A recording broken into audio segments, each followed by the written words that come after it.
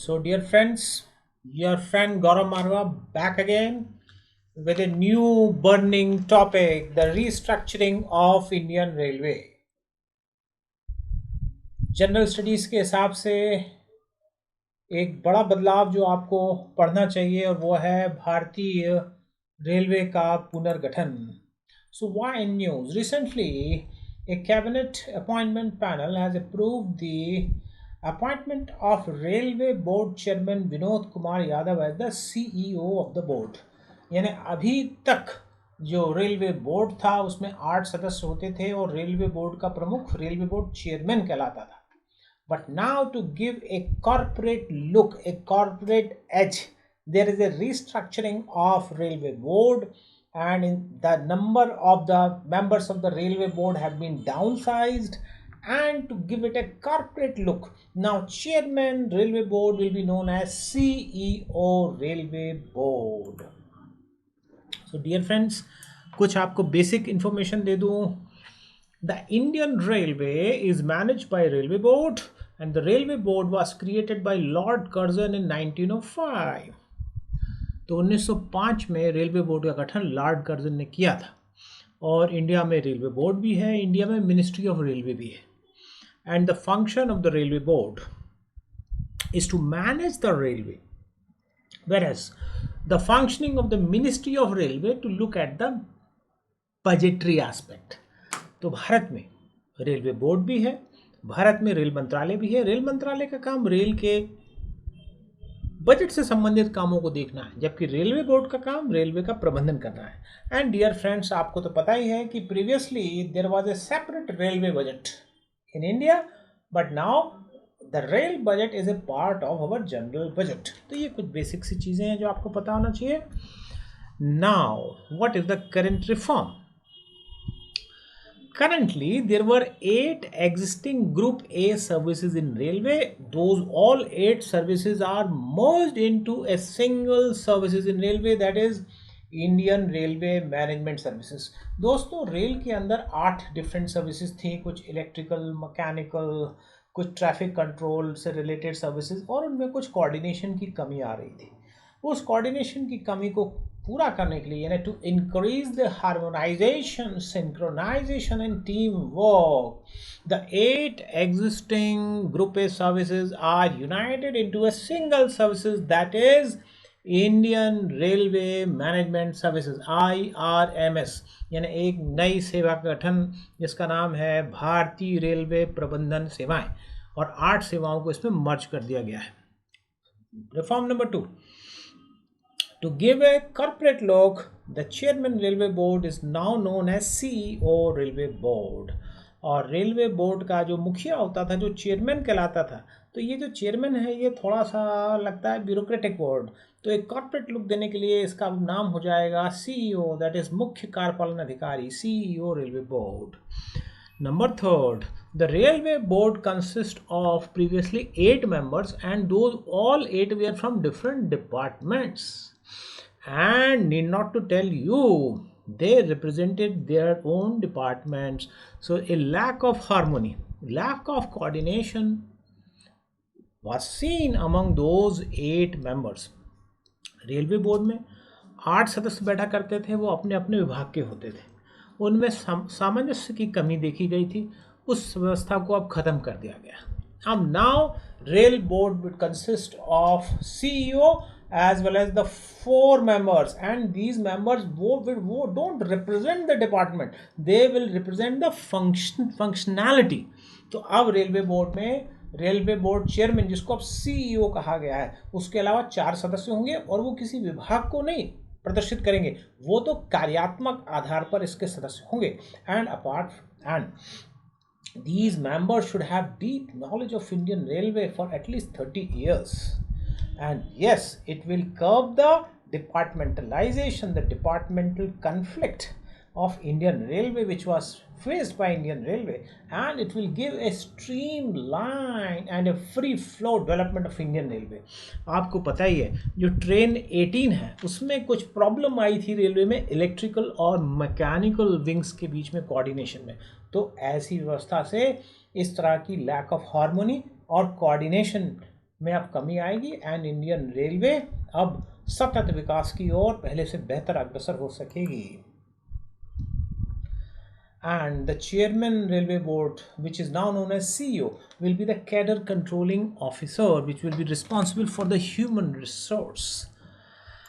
And what is IRMS? जैसे हमने देखा एक नई सेवाओं का गठन किया गया क्योंकि वो चाहते थे कि रेलवे में अलग अलग विभाग, मेरा विभाग और आपस में जो क्लह और क्लेश था, अब उसको समाप्त करने के लिए पूरी एक तरह की सर्विसेज में क्रिएट कर दिया गया. So to improve harmony, synchronization, to reduce the entropy and to enhance the streamlined progress of Indian Railway, there is creation of a new services, that is Indian Railway Management Services, by combining the all 8 services of Indian Railway for better cohesion and development. And so far the different railway services were Indian Railway Account Services, Indian railway traffic services, Indian railways and Indian railway personal services. तो ऐसे different services थी. अब वो सारा integrate हो गया Indian railway management services में and the exam will be conducted by UPSC. So now what is the need of such reforms? जैसे आपको समझ ही गए होंगे, this reform is for to give a corporate look to Indian railway, to go for a better efficiency and to avoid the cross-departmental frictions. This current reform is based on the recommendation of the Vivek Deorai Committee. Railway के सुधार के लिए बहुत सारी कमेटियां बनाई गई थी. एक कमेटी बनी थी सैम पेट्रोडा कमेटी, उसके बाद ये विवेक देबराय कमेटी बनी. तो ये जो रिफॉर्म है ये विवेक देबराय कमेटी की रिपोर्ट पर आधारित है. Now what are the actual recommendations of the Vivek Debroy committee? तो विवेक देबराय कमेटी ने एक बहुत अच्छी रिकमेंडेशन दी थी. नंबर 1, पहले उसका आप बेस समझिए कि अब दुनिया में और भारत में प्राइवेटाइजेशन का दौर है. Indian railway which is the currently the biggest public sector in India runs the Indian railway. But India में धीरे धीरे आप देख रहे हैं कि Indian railway is not able to go for the different metros. जो रेलवे के क्षेत्र में दुनिया में जिस तरह से तरक्की हो पा रही है, उतना अभी इंडियन रेलवे के पास टेक्नोलॉजिकल कट नहीं है. And that is the reason कि जगह जगह हमको प्राइवेटाइज करने की भी ज़रूरत है. और जब भी किसी फील्ड में प्राइवेट और गवर्नमेंट दोनों बॉडीज़ होती हैं तो हमेशा बेटर होता है कि दोनों को समान न्याय मिल सके. इसके लिए हमेशा बेटर होता है एक रेगुलेटरी बॉडी बनाई जाए. whenever in any field, say insurance or banking, when government and private sector work together, government cannot be the judge. So to better to create a regulatory authority, तो पहली recommendation वही थी, establishment of independent regulatory railway authority, RRAI, that is Railway Regulatory Authority of India, so that this regulatory authority can treat the government run railway and the private run railway on equal footing. तो ये पहली recommendation थी. And second जो उनका recommendation था, RRAI will decide on tariffs. जैसे telecom के क्षेत्र में आपको पता है रेगुलेटरी अथॉरिटी है, इंश्योरेंस के क्षेत्र में, बैंकिंग क्षेत्र में, जहाँ भी गवर्नमेंट और प्राइवेट साथ साथ काम करते हैं रेगुलेटरी अथॉरिटी होती है. तो वही कंसेप्ट पे वो ये रिपोर्ट बेस्ड थी कि RRAI will decide the tariff, चाहे उस सेगमेंट पे गवर्नमेंट रेल चलाए या प्राइवेट चलाए, तो that will decide the tariff. And the railway budget should be phased out with gross budgetary support to the Indian railway. Number 3 recommendation, improve the internal resource generation and explore varied methods of financing. और साथ में इसकी 4th recommendation थी, no privatisation of Indian railway. यानी as such भारतीय railway को बेचा नहीं जाए, but allowed participation of private sector in the railway projects. जो भी नए प्रोजेक्ट आए हैं आ रहे हैं जहाँ पे नई टेक्नोलॉजी की ज़रूरत है, कहीं बुलेट ट्रेन की ज़रूरत है, तो वहाँ पे पार्टिसिपेशन ऑफ प्राइवेट सेक्टर होना चाहिए.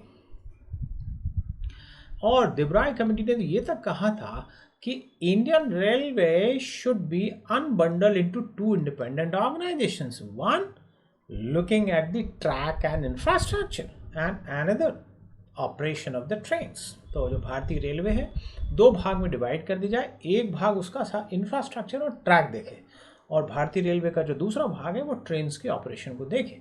और देबराय कमेटी ने एक और चीज़ कही थी कि हमारी जो रिपोर्ट है उसको पूरा अपनाया जाए, टुकड़ों में नहीं अपनाया जाए।